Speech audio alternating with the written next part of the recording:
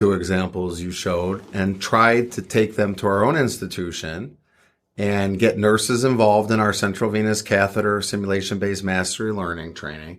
But in addition, we talked with the company that made the simulators, and they decided to go ahead and make variant simulators. So they had a more obese patient simulator, and then they had some with variant anatomy of the arteries and veins moved in different locations when you actually did the procedure. So it was heard loud and clear. And I think that right there shows the value of continuing to learn even when you have a curriculum that you're implementing, and in this case, disseminating. We were going to over 100 hospitals. But what we need to consider is there's always this room for improvement, and this took us to, 2.0 or the next version, and to improve the curriculum we had already developed, which fits right in with this idea that we talk about in the chapter of continuous management. So when you've created the curriculum, you're not done. It doesn't end. You want to make sure that you're continuing to return to it. Is it up to date with all of the relevant evidence? Is there a new discovery that we need to be considering? Is there something that perhaps didn't exist before that now we might need to add into a simulation-based mastery learning training? Absolutely, because also, as you know, evidence-based medicine changes, and you also need to look at your curriculum to make sure it's still up to date using best practices, besides the logistics of creating it.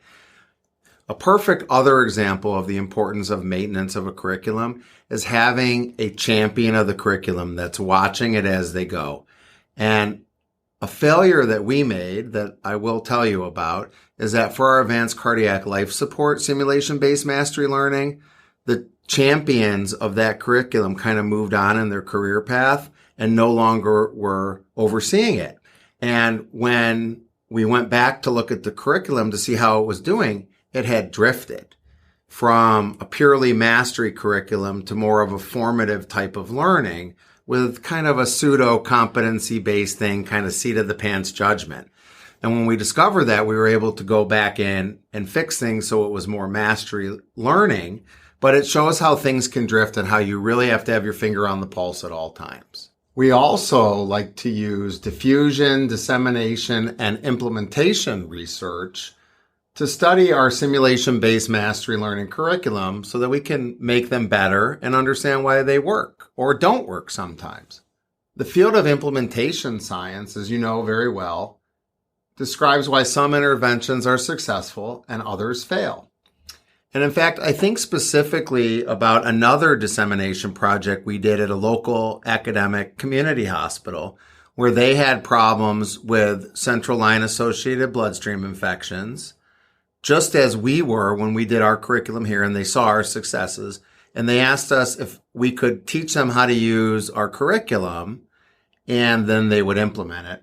And reading some of the work of Dan Schroeder, who is an implementation scientist, she described 4 activities that need to be thought about when you're trying to change a behavior. And they're very simply just thinking about the planning, the engaging, the execution, and the evaluation. And you can read more about that in the paper that was published in BMJ Quality and Safety in March of 2014. But we were successful because of that, I think, with showing the same results with central line-associated bloodstream infections at the community hospital that we had at Northwestern.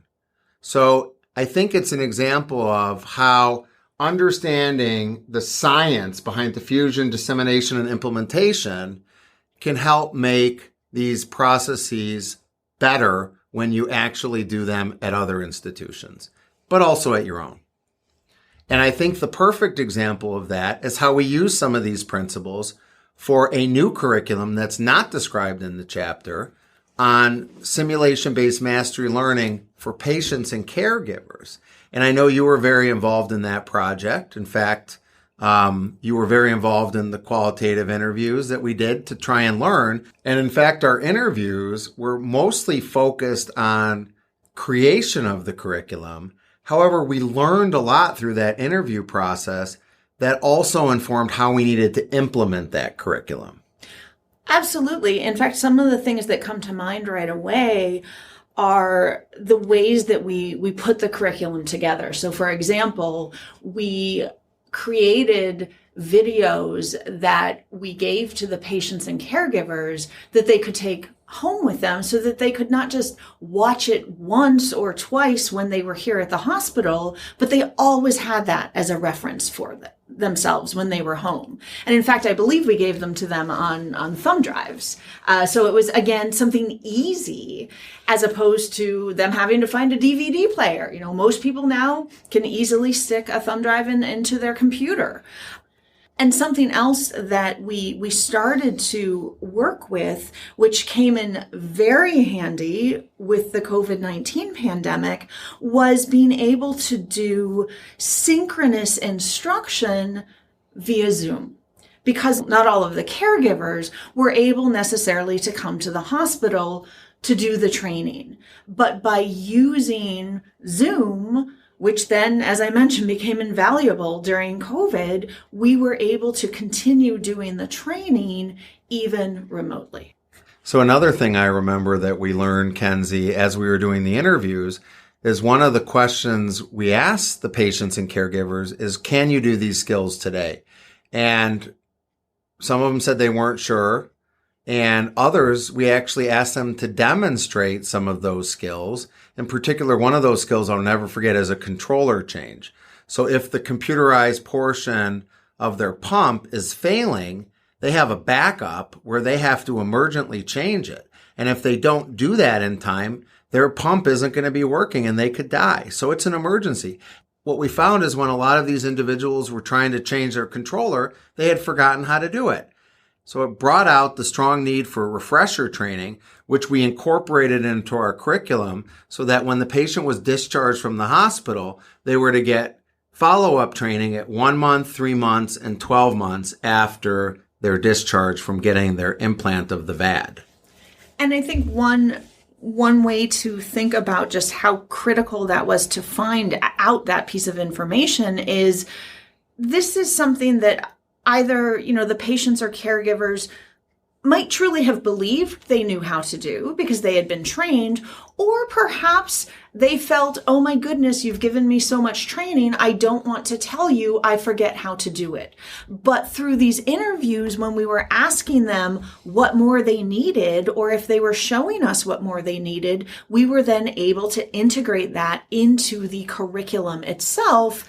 So we never had to put a patient or a caregiver in an uncomfortable position of saying, I think I need more training, which goes right back to what simulation-based mastery learning is, that some people will need more time, more deliberate practice to reach the mastery level than others.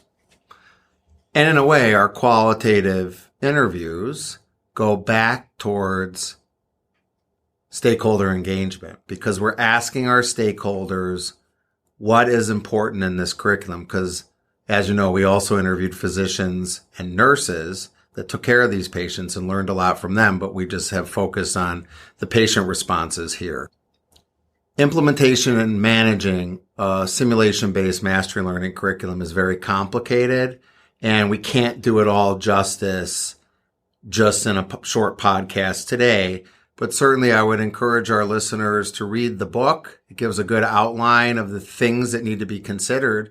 And ultimately, one of the best things is experience. Having lived through it, bouncing ideas off your colleagues that may have dealt with similar issues to learn how they dealt with it and how they overcame some barriers and took advantage of some of the facilitators.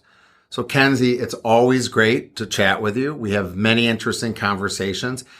I'll admit it's a little nerve-wracking to formally do a podcast with a communication expert.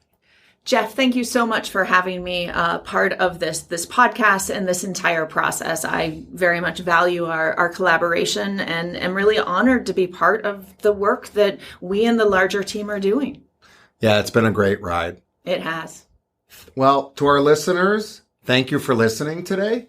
In future podcasts, we will continue to discuss key aspects of simulation healthcare education with experts in the field. Bye for now.